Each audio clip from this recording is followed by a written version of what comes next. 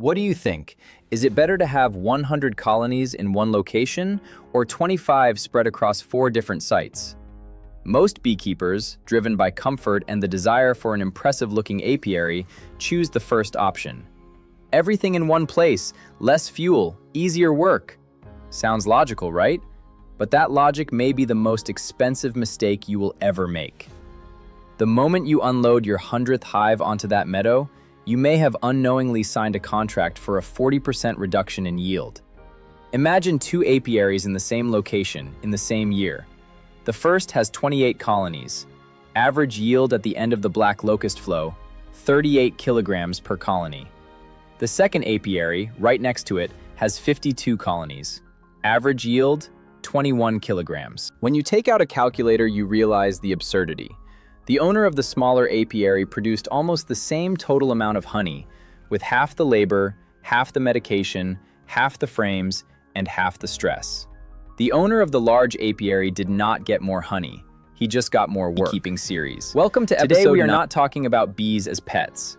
Today we are talking about bees as working units inside a limited energy system.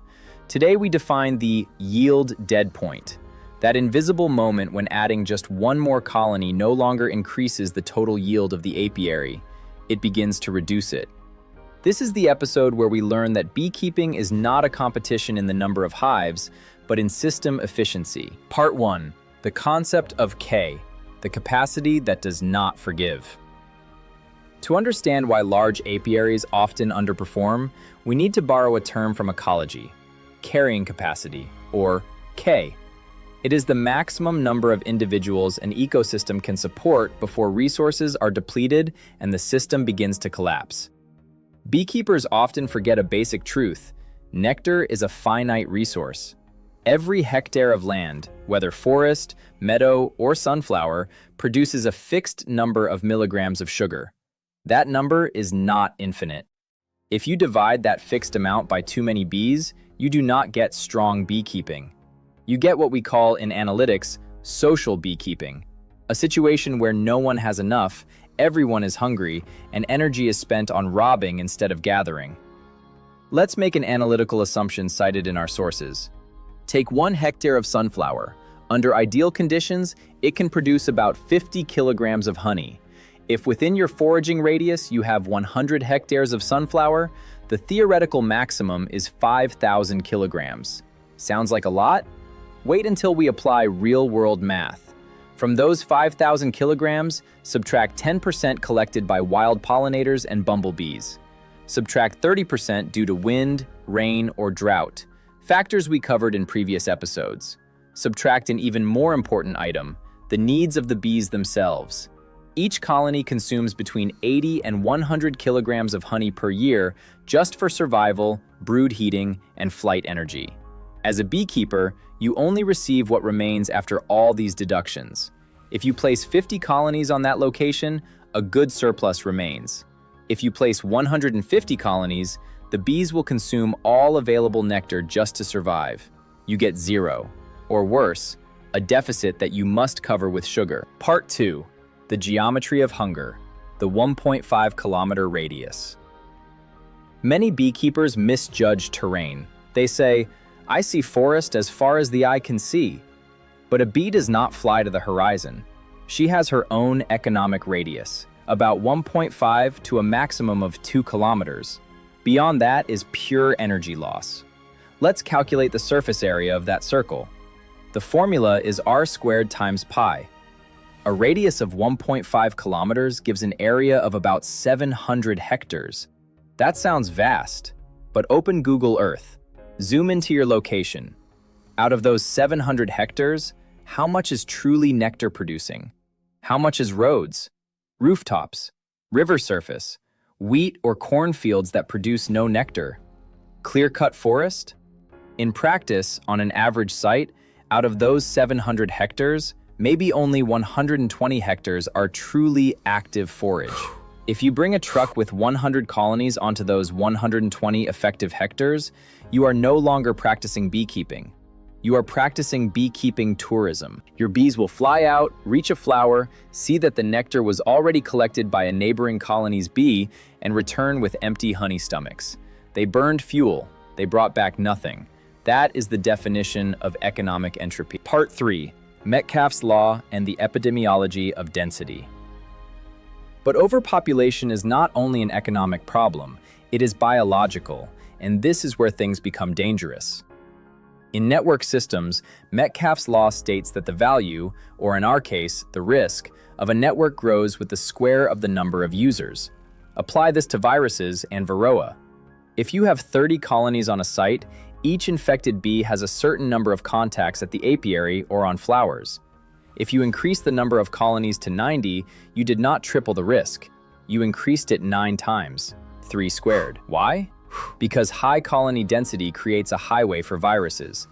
In overcrowded apiaries, bees drift more frequently. An infected bee from colony number 1, exhausted from searching for forage in a crowded environment, mistakenly enters colony number 50. She brings varroa. She brings deformed wing virus. She brings nosema. Large apiaries require drastically rigorous hygiene. A mistake in a small apiary is a local incident. A mistake in an overcrowded apiary is a forest fire. If you do not have time for perfect diagnostics, a smaller number of colonies is not just a recommendation, it is the only way to stay healthy. Part 4. The phenomenon of asymmetrical growth, the line problem. Now let's address a visual illusion. How are your hives arranged? If you are like 90% of beekeepers, they are placed in one long straight line. 50 colonies, one next to another, like soldiers. It looks good in a photo, but for bees, it is an orientation nightmare. Analytics show a phenomenon of asymmetrical growth. When bees return from forage, tired and loaded, they instinctively gravitate toward the ends of the row or toward prominent objects like trees or shrubs. The result? The end colonies become super strong. They steal foragers from the middle colonies. The middle colonies stagnate or weaken even though they have the same queen. The beekeeper opens a middle hive and thinks, the queen is failing. No, the queen is fine. Her foragers simply ended up at the neighbor's hive at the end of the row. The solution from our analytics? Break the line. Group the colonies. Arrange them in a horseshoe shape or in small groups of 5 with spacing and distinct visual landmarks. This reduces drifting by up to 70%. You equalize colony strength. It is a free strategy that saves hours of balancing work later. Part 5. Calculation. Where is the profitability limit? Let's return to money. How do you know the ideal number for your site? There is no magic number, but there is a formula. Field evaluation formula. Calculate active nectar-producing area within a 1.5 kilometer radius. Be pessimistic. Exclude roads and buildings. Estimate yield. For example, 400 kilograms per hectare for forest, 30 kilograms per hectare for meadow. Take only 35% of that amount as realistically usable. Divide by your target yield. For example, you want 40 kilograms per colony plus 100 kilograms for bee needs equals 140 kilograms total requirement.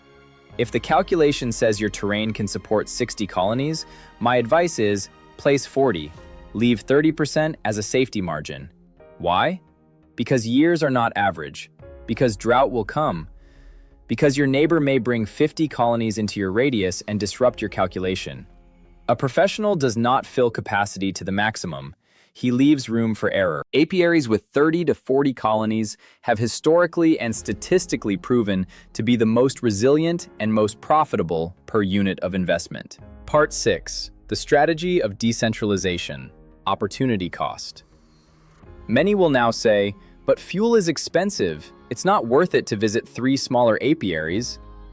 Let's run that equation. Suppose you have 100 colonies. Option A, all in one location. Fuel cost, low. Disease risk, high. Yield per colony, 15 kilograms due to overcrowding. Total, 1,500 kilograms of honey. Option B, 3 locations with 33 colonies each, spaced 10 kilometers apart. Fuel cost, higher. Disease risk, low, isolated systems. Yield per colony, 25 kilograms, less competition, better utilization. Total, 2,500 kilograms of honey. The difference is 1,000 kilograms of honey. Does the additional fuel cost equal 1,000 kilograms of honey? 5 to 7,000 euros? Of course not. Fuel is cheaper than honey. In 80% of cases, decentralization pays off. By breaking one large apiary into smaller satellites, you increase total collected biomass because you cover more territory. Part 7. Water, the forgotten limit. Before we conclude, we must mention a bottleneck that is often not nectar. It is water. At peak season, a strong colony consumes about 1 liter of water per day for brood cooling. 100 colonies equals 100 liters per day. If your water source is a small puddle or a single 50-liter barrel feeder, you have a logistical collapse. Bees will spend hours waiting in lines for water. The capacity of your location is limited by its weakest resource. It does not matter if you have 100 hectares of black locust if you have water for only 30 colonies. The bees will stop collecting nectar because they cannot dilute and cool it. Time for the conclusion. The number of colonies at one location is a test of the beekeeper's intelligence, a test of reason over ego.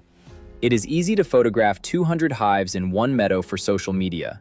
It looks powerful, but bank accounts are not filled with likes. They are filled with efficiency. Remember this sentence: less is often more. Fewer colonies per location mean less competition, fewer diseases, stronger individual colonies. And at the end of the day, more honey per invested euro and hour of work. Knowing when to stop at 40, even if you have space for 100, is mastery. Be the manager of your ecosystem, not its destroyer. If this analysis helped you reconsider your expansion strategy, stay with us. Like the video. That sends a signal to the algorithm that beekeepers want science, not empty talk. In the comments, tell me, how many colonies do you keep in one place? What is your magic number after which you notice yield decline? Your data is a knowledge base for all of us. And now, a look into the future. Today we discussed stationary beekeeping and the capacity of one point. But what happens when that point dries up? What if you decide to put wheels under your hives? In the next 10th episode, we open the topic, the Great Migration, logistics and the risk of moving. We will analyze when migration pays off and when it is just tire wear. How to calculate whether a nectar flow can cover truck costs. Beekeeping on wheels is the Formula One of our profession. High speed, high risk. We will teach you how to drive safely. Thank you for following this series. Measure, calculate. See you in the next episode.